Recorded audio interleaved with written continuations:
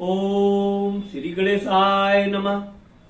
मित्रों, मैं राघवराम मिश्रा आप लोगों का अपने इस YouTube चैनल पर एक बार पुनः स्वागत करता हूं। आज हम बात करने वाले हैं धनु राशि के रोग, शत्रु, कर्ज के बारे में। क्योंकि धनु राशि वाले पढ़ने लिखने में मेधावी होते हैं, काम करने में ये बहुत ईमानदारी और मेहनत से काम करते हैं। ये अगर जो भी काम करते हैं, नौकरी, व्यापार, ये पूरी एकाग्रता से करते हैं और भगवान की कृपा से ये बहुत जल्द ही बहुत ऊंची स्थान तक पहुंचते हैं।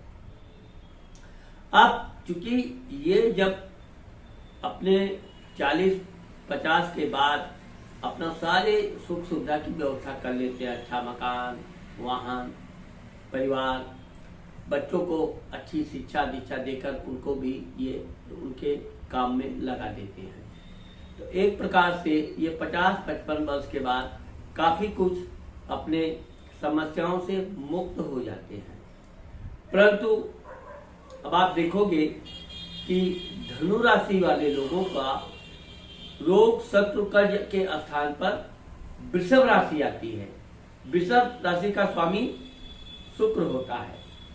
अब क्योंकि गुरु और शुक्र का आपस में वैर भाव रहता है, ग्रहों में भी ये वैर भाव चलता है, तो यहाँ पर धनु राशि के लोगों को सबसे बड़ी समस्या ये होती है कि इनके चरित्र पर अगर किसी ने थोड़ा सा भी टीका टिप्पणी गलत कर दिया तो ये बहुत बुरा मानते हैं। ऑलरेडी ये देखा जाए तो धनु राशि वाले चरित्रवान होते हैं, कोई भी काम करते हैं बहुत ईमानदारी से करते हैं, नौकरी भी करते हैं तो ये बड़ी ऊंचे पदों तक जाते हैं, व्यापार भी करते हैं तो बहुत छोटे से व्यापार से ये बहुत बड़ा व्यापार खड़ा करते हैं। परंतु अब चूंकि शुक्र इनके रोग, शत्रु, कर्ज स्थान का मालिक होकर जहां भी बैठता है वो वहां पर कुछ न कुछ परेशानी लाता रहता है।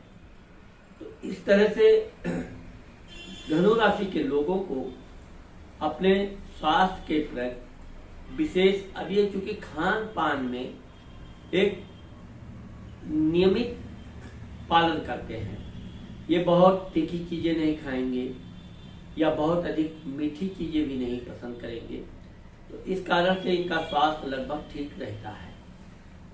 40-50 वर्ष के बाद इनको थोड़ा सा, क्योंकि ये गृहस्थ जीवन से थोड़ा सा हट के ये धार्मिक क्रियाकलाप में लग जाते हैं, तो सांसारिक जीवन से इनका ध्यान थोड़ा मोह भंग होने लगता है।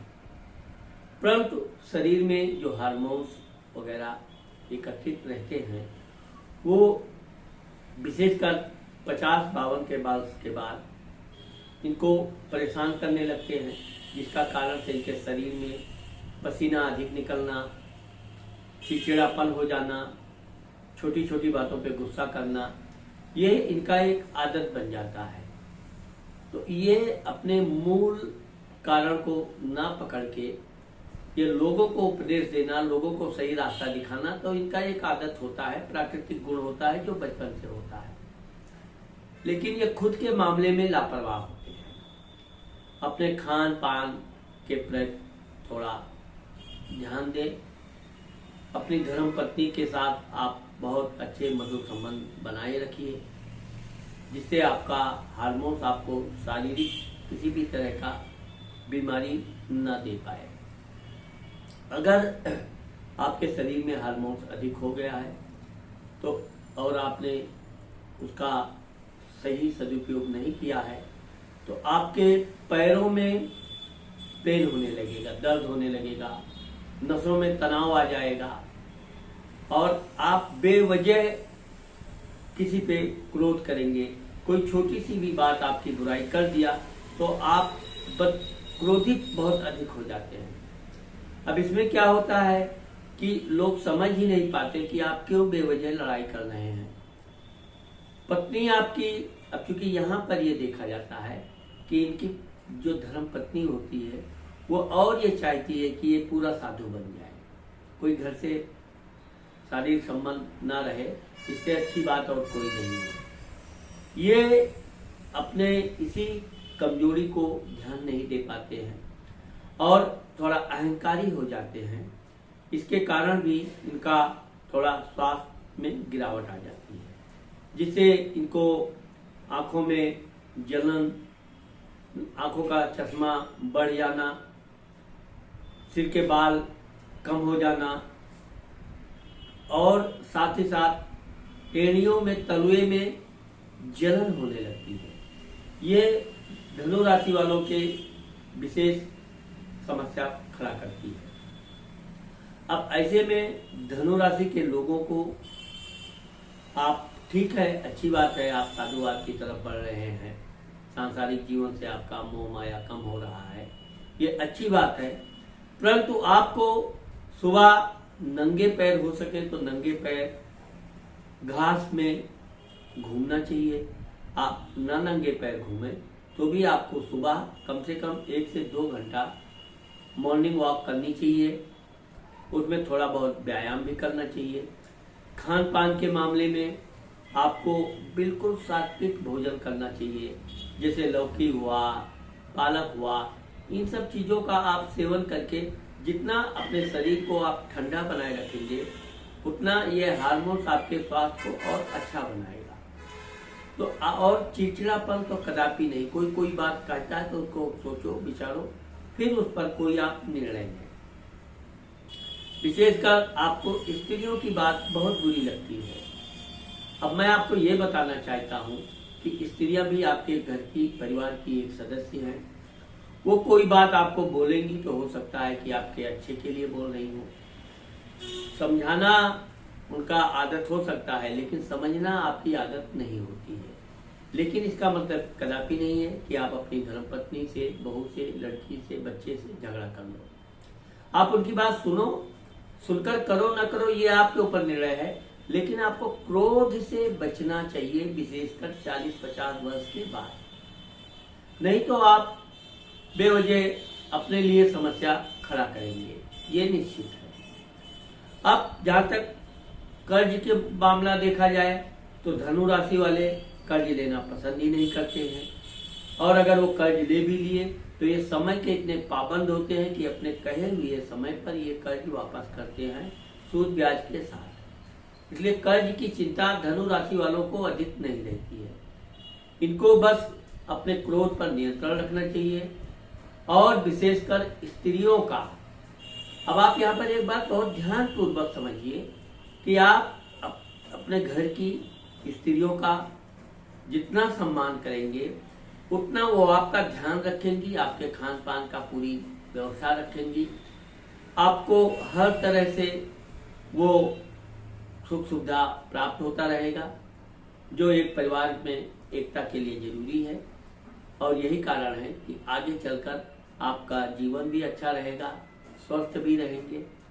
आपको अपने क्रोध को नियंत्रण रखना चाहिए, और विशेषकर अगर कोई स्त्री आपके प्रति कोई गलत दुर्भावना से कुछ बोल देती है तो उसका आपको तत्काल रिप्लाई नहीं देना चाहिए। कुछ समय सोचो, विचारो, स्त्री की बात स्त्री से बताओ, यानी कि आप उसकी कोई बात है तो अपनी धर्मपत्नी से बताइए। आपकी धर्मपत्नी इतनी सक्षम होती है कि वो उनको उन्हीं की भाषा में जवाब देने वाली होती है। यहाँ पर आप भाग्यशाली हैं कि जो धर्मपत्नी आपको मिलती है वो बहुत गुणवान होती है, और जैसे को तैसा समझाना उसको आता है। तो जो स्त्री डिपार्ट है, आप उस बात को स्त्री डिपार्ट में ट्रांसफर करना सीखें, और अपने बच्चों को हर समय उपदेश देना भी आपको अच्छा नहीं है। आप समय के अनुसार उनसे ज्ञान सलाह लेने की आदत डालिए। आप उनकी बात माने ना माने अलग बात है, लेकिन अपने बच्चों से, बहू से, लड़की लड़का सबसे कुछ ना कुछ अपने विषय पूछते रहे, मैं ये क्या करूं, ये है। इससे क्या होता है कि आपका जहां परिवार के प्रति जिम्मेदारी बढ़ जाती है, वो जिम्मेदारी आप बखूबी निभा भी रहे हैं, और परिवार के लोग भी आपको प्रसन्न देखकर खूब प्रसन्न रहेंगे, और आपकी सेवा भाव में कोई कमी आने नहीं देंगे। इसलिए धनु राशि के लोगों को वैसे तो कोई बड़ा बीमारी नहीं होती है। लेकिन चिड़चिड़ापन की बीमारी अगर हो गई तो ये मानसिक अशांति 100 रोगों को जन्म देती है। इसलिए आपको नींद अच्छी लेनी चाहिए। आपको प्रयास करके जहां तक हो सके नींद थोड़ा ज्यादा लें और टहलने घूमने की आदत डालें। आपका जीवन सुखमय और अच्छा व्यतीत होगा। तो मित्रों, आज मैंने आप लोगों को धनु राशि के लोगों के रोग, शत्रु, कर्ज के विषय में जो बताया है, मुझे आशा है कि आप लोगों को मेरा ये वीडियो जरूर पसंद आएगा। अगर मेरा ये वीडियो आपको पसंद आता है और आपने मेरे चैनल को सब्सक्राइब नहीं किया है तो आप सब्सक्राइब करना मत